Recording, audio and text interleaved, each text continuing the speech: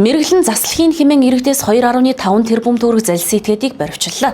За захим орчинд нэр бүхий Facebook хаягаар дамжуулан мэргэжлийн заслахын гэх үйлдэлийн аргаар иргэдийн сүсэг бишрлийг далимдуулан бусдад 2.5 тэрбум төгрөгийн хохирол учруулж залилах гэмтэрэг үйлдсэн этгээдийг энэ оны 4-р сарын 7-ны өдөр Мөрдөн шалх албаны албаагчид олж тогтоон баривчилж цагдаа орох таслан сэргийлэх арга хэмжээг аваад байна.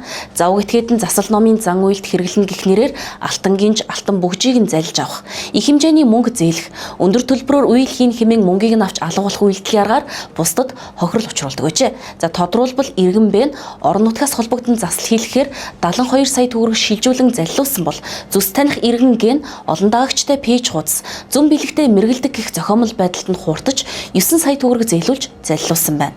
Тухайн этгээдтэй холбоотой үйлдэл холбогдлыг үргэлжлүүлэн шалгаж байна. За цагдаагийн байгууллагаас энэ оны эхний 3 сарын байдлаар залилах гэмтэргийн улмаас учирсан 21.7 тэрбум төгрөгийн хохирлыг нөхөн төлөвлөсөн. Залилах төрлийн гэмтэргийн 85% нь цахим орчинд үйлдэгдэж байна. Иймд иргэд та бүхэн цахим орчинд нийтлэгдэж буй зар мэдээлэлд хянамга хандаж өөрийн хувийн мэдээллийг өгөхгүй байх, урьдчилгаа төлбөр шилжүүлэхгүй байхыг сэрэмжлүүлж байна. Мөн энэ төрлийн гэмтэрхтэй тэмцэх чиглэлээр цагдаагийн байгууллагаас эрчимжүүлэн ажиллаж буй тул гэмт үйлдэлээс татгалзахыг анхааруулж байна.